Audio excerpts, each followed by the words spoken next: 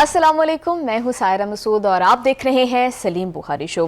PTI की जानिब से हुकूमत के खिलाफ इमरान खान साहब की अस्पताल मुंतकली के हवाले से जो तौहीन अदालत की दरख्वास्त दायर की गई थी, उस पर एतराज़ात ख़त्म करके उसे नंबर अलॉट कर दिया गया है। साथ ही साथ बानी की बहन नौरीन न्याजी से भी बानी की आज अडयाला जेल में मुलाकात करवा दी गई है और फिर अलीमा खान की फैमिली को भी मुलाकात की इजाज़त दे दी गई है। तो इन तमाम डेवलपमेंट से क्या ये अखज़ किया जाए कि पीटीआई को लेकर कहीं ना कहीं जो है वो बर्फ पिघलती जा रही है।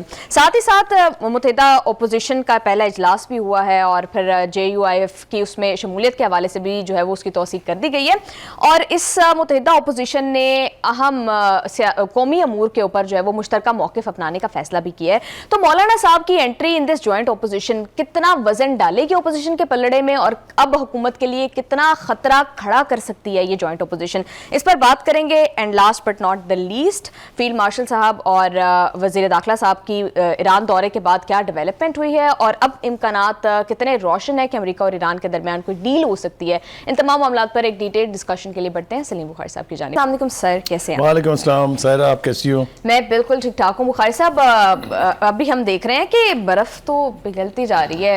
हम कल भी इस पर डिस्कशन कर रहे थे। आज जो है वो तौहीन अदालत की जो दरख्वास्त पीटीआई ने दायर की हुई थी उस पर एतराज़ात ख़त्म कर दिया, नंबर भी अलॉट कर दिया और कहा जा रहा है कि जल्द से जल्द जो है वो उस पर समाअत दोबारा होगी। क्या आपको लग रहा है कि अदालत दोबारा से ऑर्डर दे सकती है कि खान साहब को शिफा ही चेक करवाया जाए, बिकॉज उनकी एंजियोग्राफी नहीं हो सकी थी, बिकॉज मशीन ख़राब थी पिम्स में? देखिए, पहली बात तो यह है कि अब मामला जो है वो अदालत की कोर्ट में है, अदालत के पास वापस चला गया है और 16 सितंबर को जब पेशी होगी इसके हवाले से तो उस पर पता चलेगा कि सुप्रीम कोर्ट का रवैया क्या है। वो क्या समझती है कि हुकूमत ने हुक्म अदूली की है, खिलाफ वर्जी की है हमारे हुक्म की, या पीटीआई अपनी उस कमिटमेंट पर पूरा नहीं उतरी है जो उसने दी थी। उसकी एक कमिटमेंट नहीं थी, अगर आपको मैं रिकॉल करके बताऊं तो उन्होंने कहा था इस पर कोई गुफ्तगू नहीं होगी, वहाँ कोई इज्तिमा नहीं होगा, वहाँ कोई ड्रामा नहीं होगा, वहाँ वगैरह वगैरह को 20-25 चीज़ें हैं। अगर पीटीआई की तरफ से देखा जाए, जो सोशल मीडिया पर हमने देखा है वो ये कि तैयारियां बड़ी ज़बरदस्त थी, बकौल ख़ुद आपके भी कि फूलों की पत्तियां सड़कों के ऊपर बिछा दी गई थी और पूरा प्लान था कि जब बानी को वहाँ लाया जाएगा तो ज़रूर भी है। मैं ये नहीं कह रहा कि वो तोड़ फोड़ करते या करते, but to arrange a good show, this is in blatant violation to supreme courts commitment that PTI made. एक तो आपको इससे हट के आप नहीं देख सकते। मैं ये भी मानता हूँ कि सियासी जमात की लीडरशिप, ख़ास तौर से खान साहब की तरह की लीडरशिप जो है, उनके पास सबसे बड़ा वेपन कह लीजिए, सबसे बड़ा ऑप्शन कह लीजिए, वो ये है कि वो अपनी सपोर्ट साबित करें कि हमारे साथ कितने लोग हैं।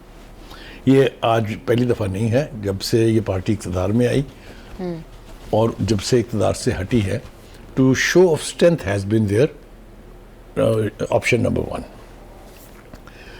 कौन झूठ बोल रहा है, कौन सच कह रहा है, ये भी मैंने कहा कि 16 सितंबर को आपको पता चलेगा। ये जो सुप्रीम कोर्ट के फ़ैसले और उसकी हुक्मदूली और फिर उसके दोबारा फ़ैसले, ये नई बात नहीं है। जब जरदारी साहब जेल में थे तब भी सुप्रीम कोर्ट के फ़ैसले आए थे, जब नवाज शरीफ जेल में थे तब भी आए थे। तो ये ऐसा होता है। ये लेकिन रिलीफ तो उनको भी बुखारी साहब मिला, चेकअप्स भी हुए, इलाज भी हुए। आप बिल्कुल ठीक कह रही हैं। अभी मैं आपको बताऊंगा कि इनको क्या क्या रिलीफ मिल रहा है। ठीक है जी। तो एक तो ये कि ये कोर्ट का मामला जो है ये कोई नया ड्रामा या कोई नई बात अनफोल्ड नहीं हुई। This is a routine. जब पॉलिटिकल लीडर्स जेलों में होते हैं तो उनसे मुलाकातों का सिलसिला हो या उनको रिलीफ मिलने का सिलसिला हो, इसी तरह की गुफ्तगू हमने अक्सर सुनी है। ठीक है जी। अब दूसरी बात यह है कि मुलाकातें, देखिए जिस ढील और डील की बात हुई थी वो कहीं गई नहीं है। अभी 2-3 अहम बातें हैं। एक तो फौरी तौर पे मुलाकातों का सिलसिला शुरू हो गया है। एक हफ्ते में नौरीन न्याजी की भाई से ये दूसरी मुलाकात है। इसी तरह से जो बुशरा बीबी हैं उनकी फैमिली को दूसरी बार इजाज़त मिली है मुलाकातों की। ठीक है। तो अब आप समझ रही हैं ना मैं क्या कह रहा हूँ। लेकिन बुखारी साहब, नाराज तो दोनों साइड्स जो है वो एक दूसरे से लग रही हैं। पाकिस्तान पीपल्स पार्टी भी पीटीआई भी जो है वो इल्जामात लगा रही है और फिर PMLN भी जो है वो अदालत के इल्जामात लगा रही है। तो तमाम तर पॉलिटिकल डेवलपमेंट्स के हवाले से मेजर पार्टीज के रहनुमाओं का क्या मौक़िफ़ है, वो ज़रा एक दफ़ा प्रोग्राम में शामिल करते हैं। ये हक होता है अपोजिशन का कि वो अदम एतमाद लाएं स्पीकर के खिलाफ या प्राइम मिनिस्टर के खिलाफ। तो अगर वो लाना चाहेंगे तो फैसिलिटेट हम करेंगे। प्राइम मिनिस्टर दे चुके हैं मुतअद्दिद बार, मैं दे चुका हूँ, लॉ मिनिस्टर साहब दे चुके हैं, राना सनाउल्लाह साहब दे चुके हैं। अब मैं थक गया हूँ। جو سچی بات ہے. اب آنا ہوگا تو آ جائیں گے, ریکویسٹ کر دیں گے گورنمنٹ کو بھی. اب کتنی دفعہ انسان جی بخاری صاحب کہاں سے آغاز کروں؟ یہ پولیٹیکل باتیں جو ہیں یہ کر لیں, میں ملاقاتوں والی بات اگر سمیٹ لوں جی بالکل, تو پھر ہم اس طرف آ جاتے ہیں. تو ملاقاتوں کا آغاز جو ہے یہ اٹس اے گڈ انڈیکیٹر, اور یہ حکومت کی مرضی کے خلاف نہیں ہو سکتا. یہ کہاں سے مل رہی ہے یہ ڈھیل, اس کے اوپر بھی بات کریں گے ابھی تھوڑی دیر کے اندر, ٹھیک ہے جی. سو میں سمجھتا ہوں کہ اٹس اے گڈ اومن. نہ ہی تو ان کو علاج کی سہولتوں سے ڈینائی کرنا چاہیے, نہ ہی ان کے خاندان اور اہل خانہ اور ان کے بہنوں بھائیوں کو اور پولیٹیکل لیڈرشپ کو ان سے ملنے سے روکنا چاہیے. یہ میرے خیال سے چھوٹا پن ہے, کوئی ریولوشن نہیں آنے والا اس سے. جو اب تک نہیں آیا نا وہ ان ملاقاتوں سے نہیں آئے گا. تو یہ اس کی اجازت دینی چاہیے, حکومت کو دل بڑا کرنا چاہیے. حکومت یہ اگر سمجھتی ہے کہ وہ بڑی سالڈلی کھڑی ہے اپنی گراؤنڈز پر, تو پھر تو ان کو اس سے کوئی تکلیف نہیں ہونی چاہیے. یہ تو اصول کی بات ہوگی, ٹھیک ہے جی. اب آ جائیں جو پولیٹیکل ریئیکشنز آئے ہیں, حالانکہ میرا پلان کچھ اور تھا لیکن چلتے ہیں اس طرف. بخاری صاحب فرسٹ آف آل تو یہ 27 سپتمبر کی کال والی بات کر لیتے ہیں. انہوں نے پی ٹی آئی نے سہیل افریدی صاحب تو کہہ رہے ہیں, اس کا بیڑا غرق تو خود کر دیا. ہاں جی بالکل, وہی سلمان اکرم راجہ صاحب تو کہہ رہے ہیں اتنے تو کوئی نکال ہی نہیں سکتی کوئی پولیٹیکل پارٹی. مطلب میں جب کہتا ہوں کہ یہ سہیل افریدی نے درفنتنی چھوڑی ہے, آپ بھی مجھے گھور گھور کے دیکھتی ہیں, لوگ بھی مجھے کہتے ہوں گے کہ کیا آدمی ہے, لیکن آپ نے خود ہی سن لیا ان کی پارٹی کی زبان سے, لہذا مجھے آج کچھ کہنے کی ضرورت نہیں ہے. سو آپ بڑھ ایسی ہانکیں جس کے قریب تو پہنچ جائیں, وہ آدھے راستے تک تو پہنچ جائیں. وہ 20,000 بندہ آپ سے اکٹھا نہیں ہوا, 40 لاکھ کی آپ نے کال دے دی ہے, تو اس کو کہنا پڑا کہ یہ نہیں ہوگا, 20 بھی نہیں ہوگا. ٹھیک ہے, اب قوم کو پکارا ہے تو قوم کو تو بڑوں نے پکارا اس سے پہلے بھی. ایک بات. اب آ جائیں جناب, جو ایاز صادق صاحب نے کہا, it's a very important thing. بہت اہم ہے. اپوزیشن بات نہیں کر رہی ہے اس کے اوپر, لیکن اس کے اوپر کام ہو رہا ہے کہ پرائم منسٹر نواز شریف کے خلاف عدم اعتماد کی قرارداد تحریک لے کے آیا جائے. It's a serious matter. Do they have that kind of numbers کہ وہ اس کو منظور کرا لیں؟ They are banking on Peoples Party. تھوڑی سی اندر کی بات کر لیتے ہیں نا, کوئی حرج نہیں ہے. بلاول بھٹو زرداری نے کئی مرتبہ یہ اندیا دیا. مجھے یاد ہے جب انتخابات کے نتائج آئے تھے سامنے فروری 2024 میں, تب بھی انہوں نے آفر کیا تھا خان صاحب سے کہ آئیے مل کے بیٹھتے ہیں اور مل کے حکومت بناتے ہیں. یاد ہونا چاہیے آپ کو, ٹھیک ہے. اس کے بعد بھی ہم نے دیکھا کہ حکومت کو ڈرانے کے لیے, اپنی بات منوانے کے لیے کئی دفعہ دیکھا ہم نے کہ ٹلٹ جو ہے وہ دوسری طرف ہے. لیکن کیا پیپلز پارٹی خود سروائیو کر پائے گی اس کے ساتھ؟ سیاسی قربانیاں, یہ بہت بڑا سوالیہ نشان ہے. پیپلز پارٹی اس طرح کی قربانیاں دینے کی عادی نہیں ہے. اس طرح کی قربانیاں دی ہوتی تو پھر 2024 کے انتخاب کے بعد دے دینی چاہیے تھی کہ ہم نہیں بنتے آپ کا حصہ. لیکن اب لگ رہا ہے کہ جس طرح صوبوں کے معاملے کے اوپر پیپلز پارٹی تیار ہے یہ قربانیاں دینے کے لیے. پیپلز پارٹی قطعاً تیار نہیں ہے. People's Party is the only political force which is against these provinces and these administrative units. بالکل انہی کی مخالفت میں بخاری صاحب, اگر گورنمنٹ اس بات پر اگری ہو جاتی ہے تو پیپلز پارٹی, اور پھر آزاد کشمیر کے الیکشنز کے بعد جتنی زیادہ دیکھی جا رہی ہے. سائرہ ایک عجیب قسم کا کڑماس ہے. جب محسن نقوی نے صوبوں کی بات کی تھی سب سے پہلے پی ٹی آئی نے اس کے ساتھ ہاں ملائی تھی, یاد ہے. اب وہ کہہ رہے ہیں اس کا تو کوئی گنجائش ہی نہیں ہے. تو کس کا اعتبار کریں, کسے وکیل کریں, کس سے منصفی چاہیں؟ کبھی کچھ کہتے ہیں کبھی کچھ کہتے ہیں. تو اس لیے ایک کڑماس ہے. یہ کڑماس کیا ہے؟ دیکھیے میں مولانا فضل الرحمان کی سیاست کا بہت بڑا یعنی فین ہوں. وہ بڑے آج آ کر بات جو ہے وہ مولانا پر ختم ہو دھڑلے کی نہیں, اس لیے کہ اس وقت وہ فوکس میں, آپ سکرین پہ دیکھ رہے ہیں کون ہے اس وقت. مولانا فضل الرحمان صاحب کے ساتھ جب الائنس بنی تھی, اس متحدہ اپوزیشن الائنس 26ویں ترمیم کے اوپر, مجھے بار بار وہ ریکال کرنا پڑتا ہے. پی ٹی آئی کے سجدے, ان کے پیچھے باجماعت نمازیں, وہ سب کچھ کے باوجود الٹیمیٹلی کیا ہوا تھا وہ کس کو معلوم نہیں ہے. آپ کو بھی معلوم ہے, میں نے اور آپ نے تو اس کے اوپر تبصرہ بھی کیا تھا. ہیونگ سیڈ دیٹ, اگر تو ان کے اپنے اپنے ایجنڈاز ہیں تو پھر تو یہ گڑما سے بہت جلدی ختم ہو جائے گا. لیکن اگر وہ کسی ایک ایجنڈے پر آ جاتے ہیں تو شاید, اب ایک ایجنڈا کیا صرف بانی کی بیماری ہے؟ بانی کی بیماری تو ایجنڈا نہیں ہے. دیٹس ون, ان کی پارٹی کا کنسرن ہے, ان کی فیملی کا کنسرن ہے. It's not national issues that way. اس کے اوپر اکٹھا ہونا جو ہے وہ تو میرے خیال سے سیاسی یعنی بالکل. بخاری صاحب یہ متحدہ اپوزیشن کیا کچھ کر سکے گی, اس کے اوپر ہم سیکنڈ سیگمنٹ کے اندر بالکل بات کریں گے. اسی کے ساتھ پروگرام میں بریک شامل کرتے ہیں. Stay with us.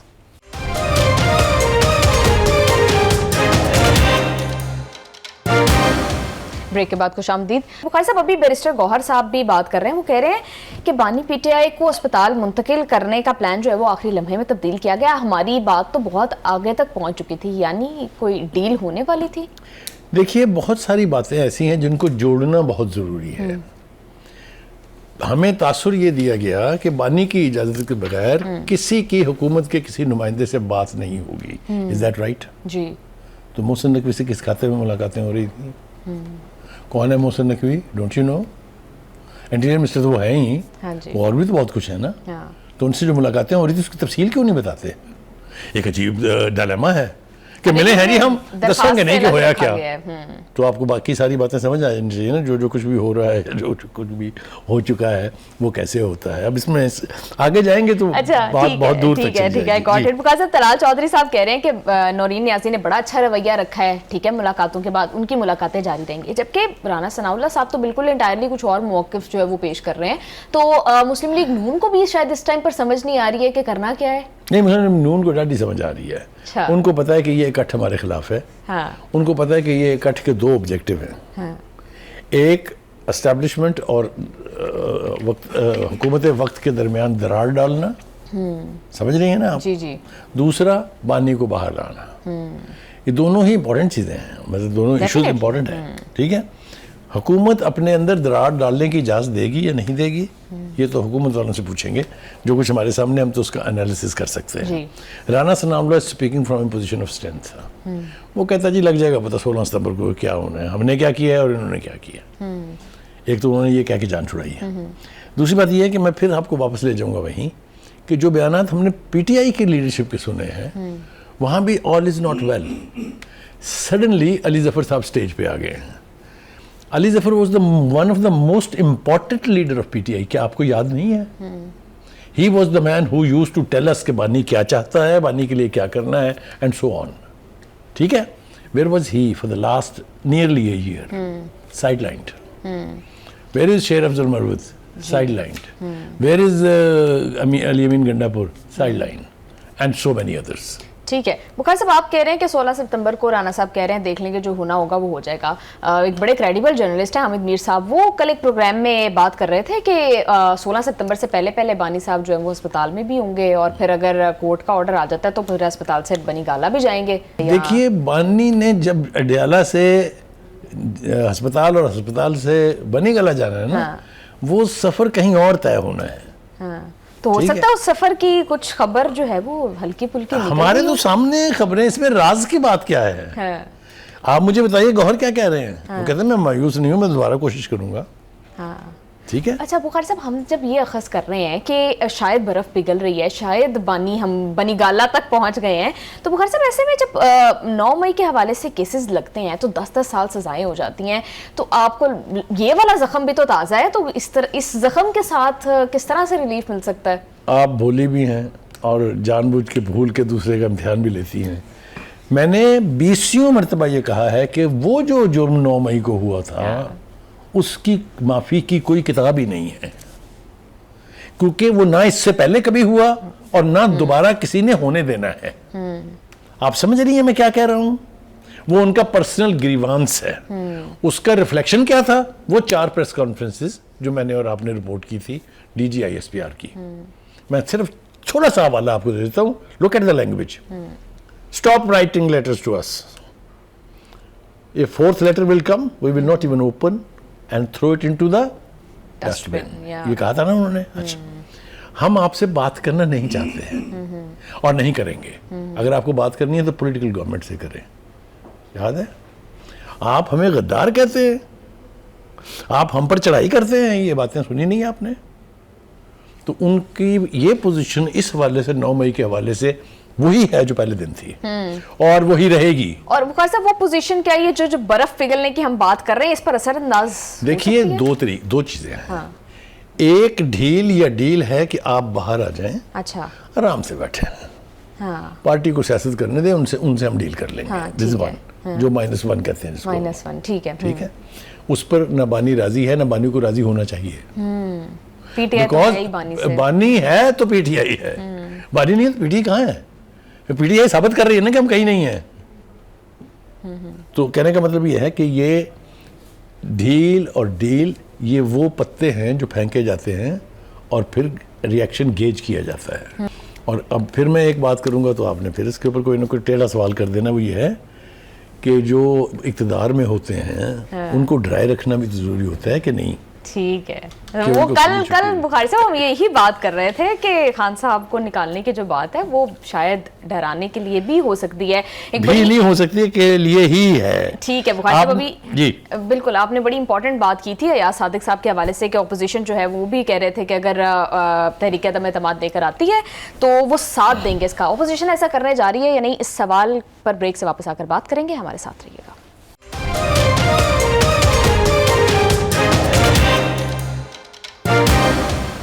Welcome back to the شو. بخاری صاحب, وقفے سے پہلے ہم بات کر رہے تھے کہ اسپیکر ایاز صادق صاحب کہہ رہے ہیں کہ اپوزیشن اگر تحریک عدم اعتماد لاتی ہے تو being speaker of the assembly میں ان کا ساتھ دوں گا. اب جبکہ مولانا فضل الرحمان صاحب متحدہ اپوزیشن میں شامل ہو چکے ہیں باقاعدہ طور پر, تو آپ کو لگتا ہے کہ now opposition is in the position کہ وہ یہ تحریک عدم اعتماد جو ہے وہ کرنٹ گورنمنٹ کے اگینسٹ لے کر آئے؟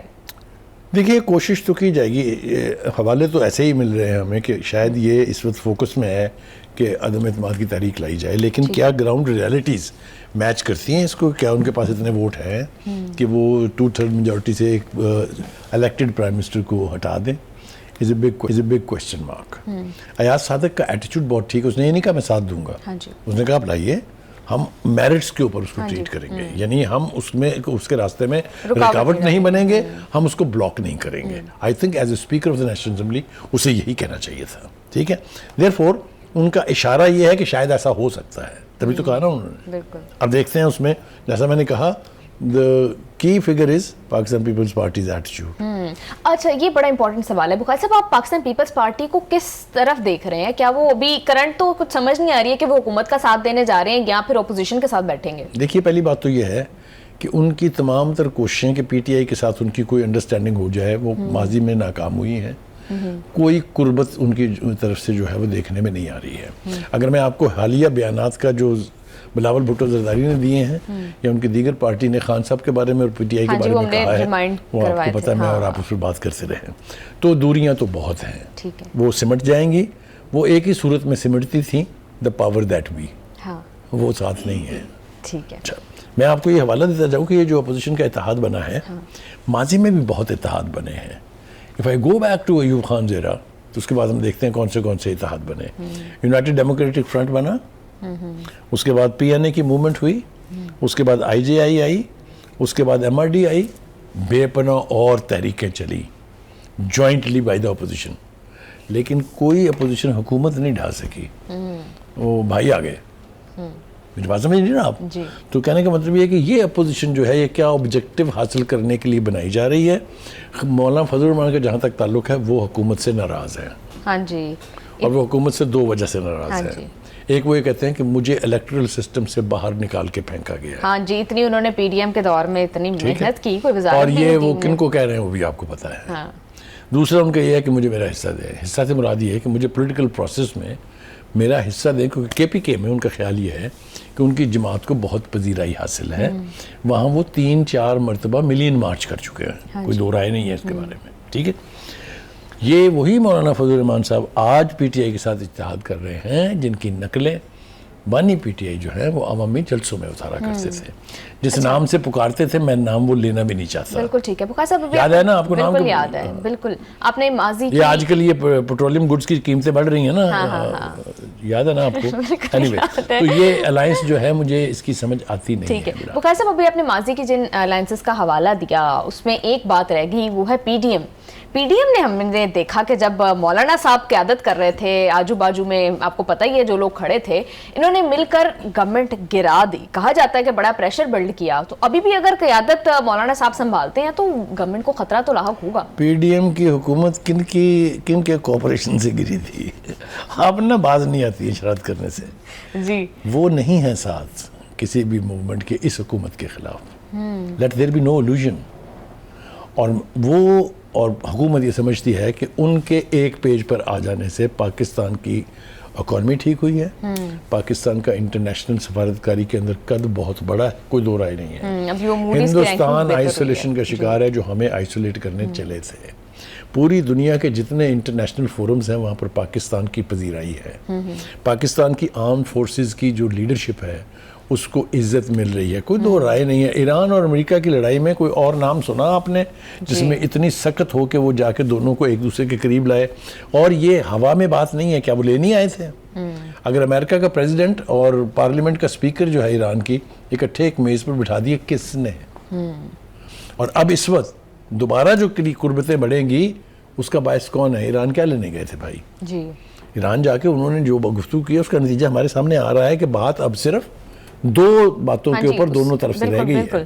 بالکل بخاری صاحب ہم اس کی طرف آتے ہیں. مجھے یہ بتائیے گا کہ مولانا صاحب اسمبلی کے اندر تو پارلیمنٹ کے اندر تو بات کر رہے ہیں, ساری متحدہ اپوزیشن بات کر رہی ہے کہ قانون سازی کی حد تک ہم ایک دوسرے کا ساتھ دیں گے, ایک موقف جو ہے وہ ایک مشترکہ موقف ہوگا. قورم کی نشاندہی بھی کی جا رہی ہے گورنمنٹ کے لیے, اب جو ہے اس طرح سے چلانا اسمبلی کو وہ بھی مشکل ہو رہا ہے. لیکن بات یہ ہے کہ مولانا صاحب کی اسٹریٹ موومنٹ کی ہم اکثر بات کرتے رہے ہیں, اسٹریٹ پاور کی اکثر بات کرتے رہے ہیں, ابھی بھی آپ نے اس کا حوالہ دیا. تو اگر مولانا صاحب 27 سپتمبر والے جلسے میں یا 27 سپتمبر والے مارچ میں شامل ہو جاتے ہیں تو پھر آپ کو لگتا ہے کہ کافی پہلی بات تو یہ ہے کہ پی ٹی آئی کی ایک بنیادی بیماری ہے کہ وہ اپنی شہرت کا, اپنے پاور کا کریڈٹ کسی کے ساتھ شیئر کرنے کے لیے تیار نہیں ہوتے. یہ لکھ لیں آپ. یہ نہیں ہو سکتا کہ وہ مولانا کو یہ موقع فراہم کریں کہ مولانا نے رنگ لگا دیے جی کیا بات ہے جی. یہ میں اپنے تجربے کی بنیاد پہ کہہ رہا ہوں. دوسری بات یہ ہے کہ دیکھیں قانون سازی سے, بجٹ کے اوپر تنقید سے اور اس قسم کے اقدامات جو ہیں نیشنل ایشوز کے اوپر, اس پر کوئی نہیں روک رہا انہیں کہ آپ حکومت کو ٹف وقت نہ دیں, نہ جی ٹف ٹائم دیں حکومت کو. It should not be easy for the government to filibuster things کہ وہ فٹافٹ ایک دن میں بل آیا اسی دن پاس بھی ہو گیا. یہ نہیں ہونا چاہیے. ایک اسٹرانگ اپوزیشن کے ہوتے ہوئے تو یہ نہیں ہونا چاہیے. بل کو پہلے کمیٹیوں کے پاس جانا چاہیے, کمیٹیوں کے فیصلے آنے چاہیے, اس پر ڈیبیٹ ہونی چاہیے. یہ نہیں ہو رہا نا. اگر مولانا قیادت کر کے یہ کروا دیتے ہیں تو میں سمجھتا ہوں کہ ڈیموکریسی کے لیے بہت بڑا کنٹریبیوشن ہوگا. بالکل ٹھیک ہے. تو بخاری صاحب آپ یہ سمجھتے ہیں کہ اس پوزیشن کے درمیان اختلافات اتنے زیادہ ہیں کہ ایک پیج اور پھر ایک موقف بھی نہیں ہے, تو اس طرح سے کچھ زیادہ ڈیلیور یہ اپوزیشن جو ہے وہ نہیں کر پائے گی. اسی کے ساتھ پروگرام میں بریک شامل کرتے ہیں. Stay with us.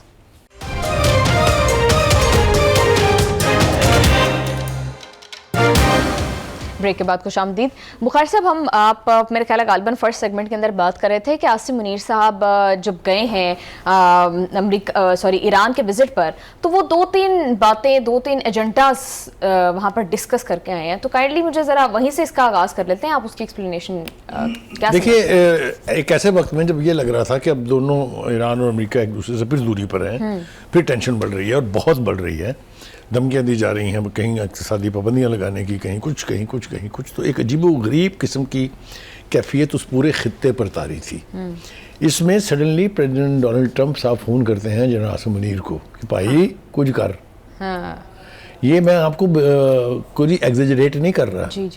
American president اگر پاکستان کے فیلڈ مارشل سے ریکویسٹ کرے کہ بھائی ایران جا, ذرا انہوں نے سمجھا جا کے, تو آپ سمجھ لیں کہ وہ کہاں کھڑا ہے. تو ایک تجویز لے کے جناب عاصم منیر گئے تھے باقاعدہ. باقی سب باتیں, بہت ساری باتیں ہوئی ہوں گی, پاکستان کے اپنے تعلقات کی باتیں ہوئی ہوں گی, پاکستان کے ساتھ ڈیفنس کے حوالے سے باتیں ہوئی ہوں گی بے پناہ, لیکن فوکس جس بات پہ تھا وہ دو تھیں.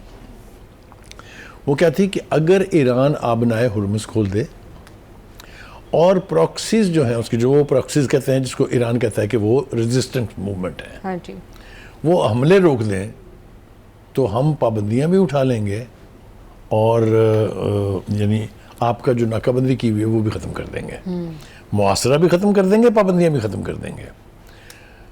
اس اسپیسیفک پرپوزل کے اوپر ایران کی لیڈرشپ نے گفتگو کی, ڈفرینٹ ٹیئرز نے کی, انٹریکٹ کیا جناب عاصم منیر کے ساتھ, اور الٹیمیٹلی بات یہاں ہوئی کہ ہم اس کے اوپر انٹرنل مشاورت کر لیں, ہم جلد آپ کو بتائیں گے کہ ہم کہاں کریں. ٹھیک ہے. تو بخاری صاحب ایرانی صدارتی دفتر سے خبر یہ آتی ہے کہ ملاقات جو ہے وہ یہ دورہ فیلڈ مارشل صاحب کا بڑا نتیجہ خیز رہا ہے, بڑا مثبت رہا ہے. ایبسلیوٹلی, بالکل ٹھیک ہے. میں نے یہ کہا نہیں جان بوجھ کے کہ آ جائے, ذرا سرکاری اعلان بھی جلدی آ جائے گا, لیکن یہ وزٹ اس لیے کامیاب قرار دی جا رہی ہے کہ جو پرپوزل یہ لے کے گئے تھے اس میں اتنی گنجائش ہے کہ کسی نتیجے پر پہنچا جا سکے. یہ ہے ایران کے دفتر کے, صدر کے دفتر کے اس اعلان کا مطلب. ٹھیک ہے. تو مطلب آپ سمجھتے ہیں کہ جلد کوئی ڈیل جو ہے وہ ایبسلیوٹلی, اور کچھ نہیں تو M O U at least revive ہو سکتا ہے. In the making. دیکھیں یہ ساری گفتگو ہو ہی اس بنیاد پر رہی ہے کہ مفاہمتی جو یادداشت تھی, جو پاکستان کو کریڈٹ ہے جس کا اسلام آباد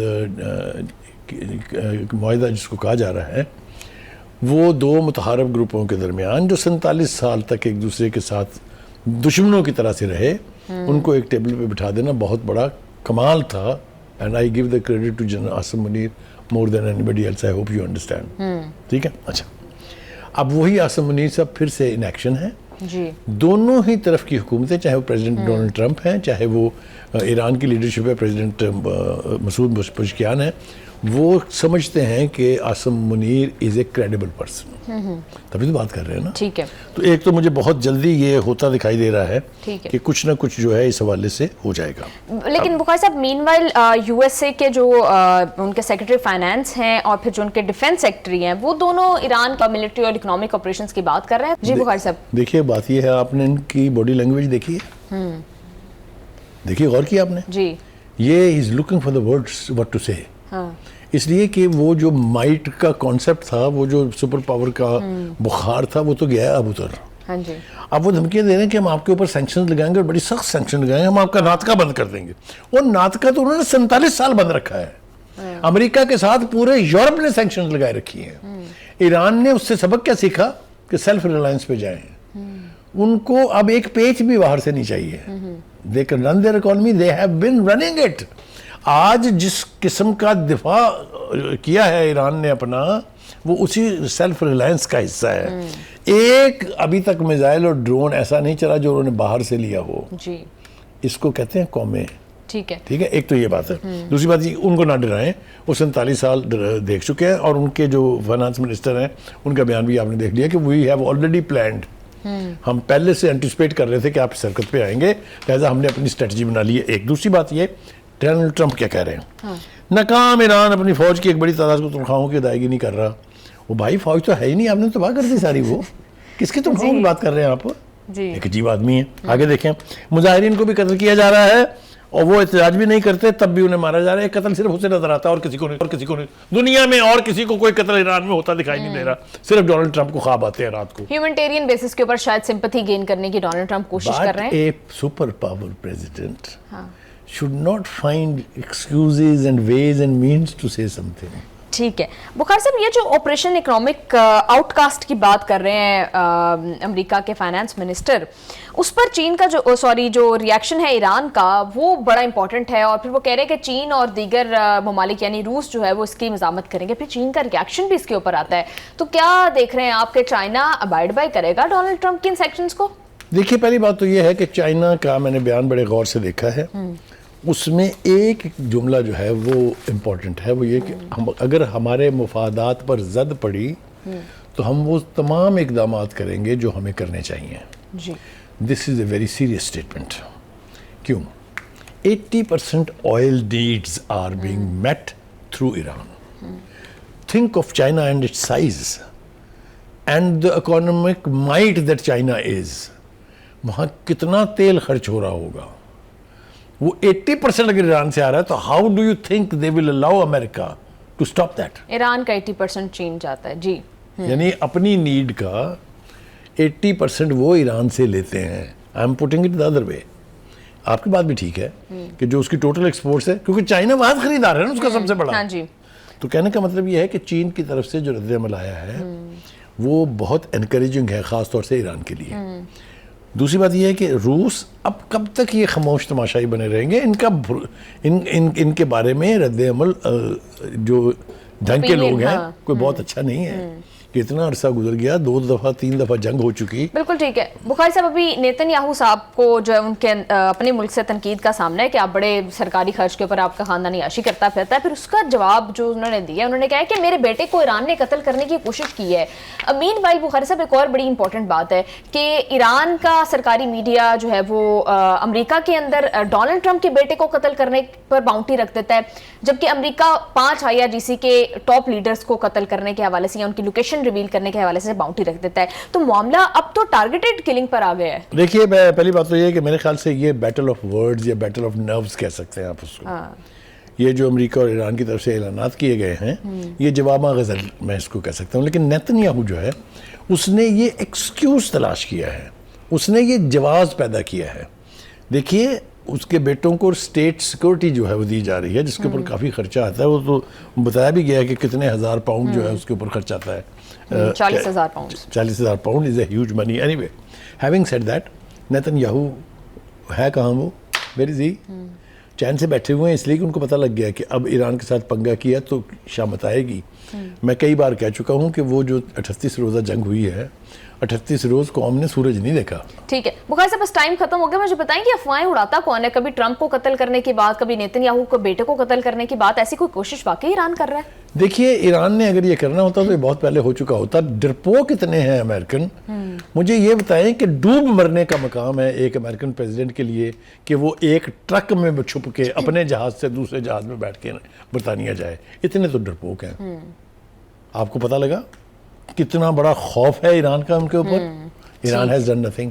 بالکل ٹھیک کہہ رہے ہیں آپ، بالکل ٹھیک کہہ رہے ہیں sir. Thank you so much for your analysis. اسی کے ساتھ آج کے پروگرام کا ٹائم ہو گیا ہے ختم. See you all tomorrow. Take good care of yourself. اللہ حافظ.